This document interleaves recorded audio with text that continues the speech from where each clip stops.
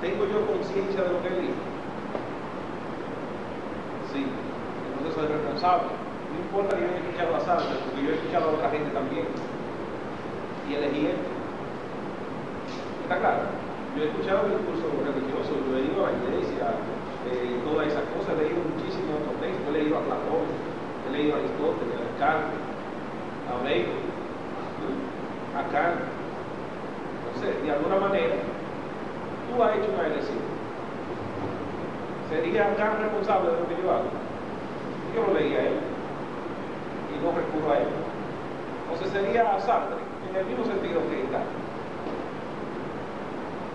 O sea, yo elijo y yo soy responsable.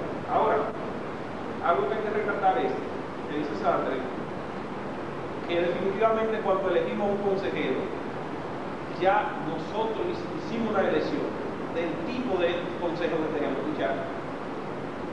Está más claro que el agua. El ejemplo más sencillo sería la muchacha que queda embarazada, ¿verdad? La relación. Vamos a suponer que ella tiene 2 días de confianza. Una que ha tenido 5 embarazos y se ha sacado 4. Y tiene otra que ha tenido todos sus embarazos, lo ha llevado a buen término. Y que además cuida a los otros muchachos de las otras que son irresponsables. Si ella elige ir donde la tía que se ha sacado 4 de 5, era que ese consejo era que ella quería escuchar. O sea, que no venga con el cuento de que yo estoy actuando así porque mi tía me aconsejó. No, no, usted eligió ese consejo porque usted tenía otra tía que conocía más gente. De todos modos, no importa lo que te aconseje, al final tú eres responsable de hacer o no hacer. Si lo hiciste, eres responsable. No importa quién te aconsejó. ¿Entendido? No importa quién te aconsejó, tú eres responsable. Pasión y responsabilidad. Le dije que me disculpaba si utilicé mal la cuestión de decir que la pasión, la emoción que no existía, no quise decir eso. Si lo dije, revisaré la cita con cuidado. Si lo dije, es incorrecto, totalmente incorrecto. Ni Sartre ni yo diría una cosa así.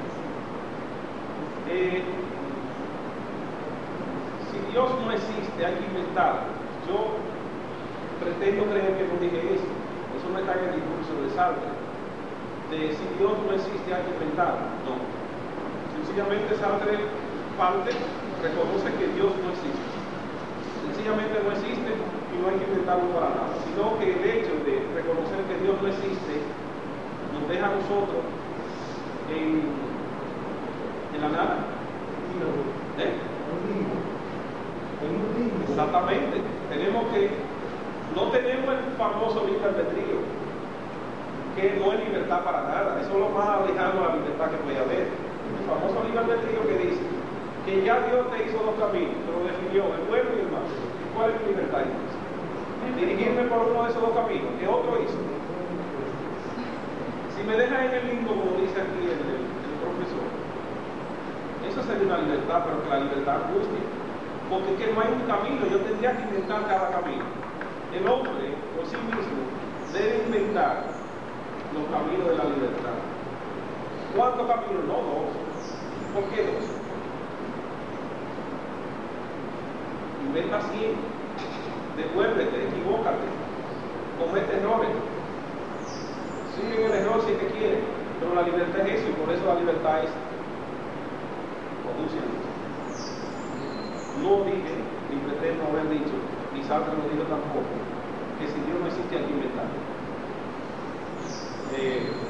El pobre Sartre. Y en esa eliminación de Dios se quedaron entonces sin valores creíbles y dijeron, ok, vamos a escribir un libro diciendo todos esos valores que eran buenos, ¿verdad? Que se le atribuían a Dios. Vamos a escribir un libro diciendo que esto es bueno, que sería como inventarse un Dios de nuevo, ¿verdad? Es más o menos el sentido que dice Freud en el libro, me olvidé el nombre del libro, pero es más allá de placer y placer, que toma del tan lejos el asunto de cuando los hijos matan al padre en la comunidad primitiva, porque inventan el tonto, ¿verdad?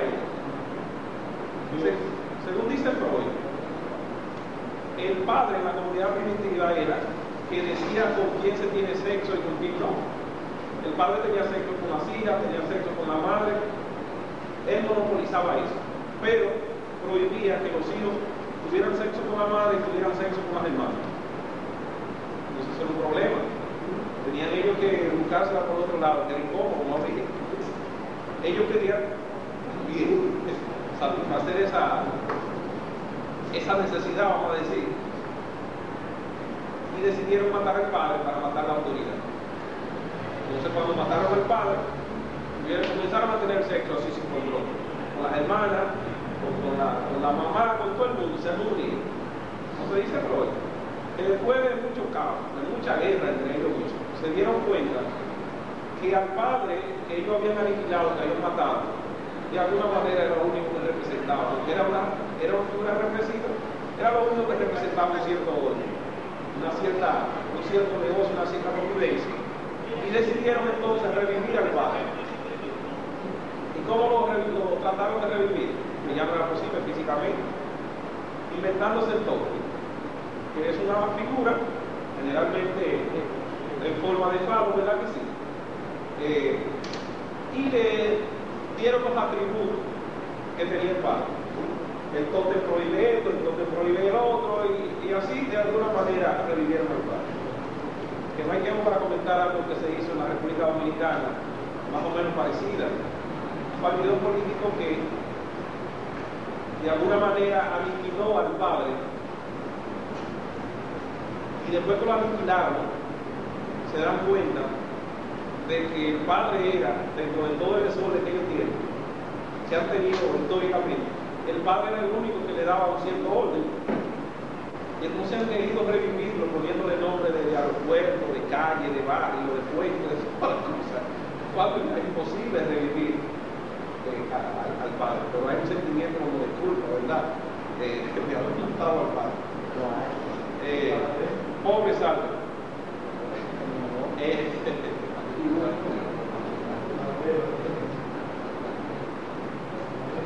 Bueno, alguien preguntaba las razones de que el hombre invente a Dios, que está en la naturaleza. Bueno, es una idea muy trillada.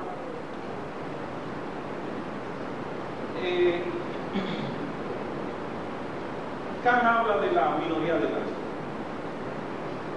Yo creo que Dios, precisamente, y todas esas explicaciones así, parecidas, están o tienen espacio en la minoría de edades del ser humano.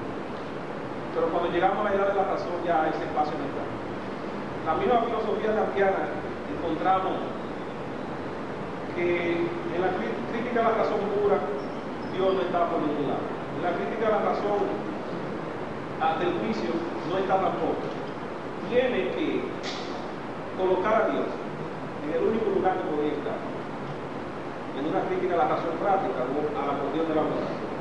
Ahí en la moral entonces es que Kant coloca a Dios, porque en la razón no tiene espacio. Entonces, Dios está en el ser humano que permanece en la minoría de Dios. Pero cuando llega la edad de la razón, definitivamente tiene que enfrentarse a la angustia de saber que está flotando de la nada y que tiene que determinarse a sí mismo. Sartre está actuando como un hombre ordinario, dice el compañero. Más bien, yo entiendo que decir eso sería actuar como el perro, igualmente. Ciegos e insensatos, no lo sé yo y mi padre antes que yo.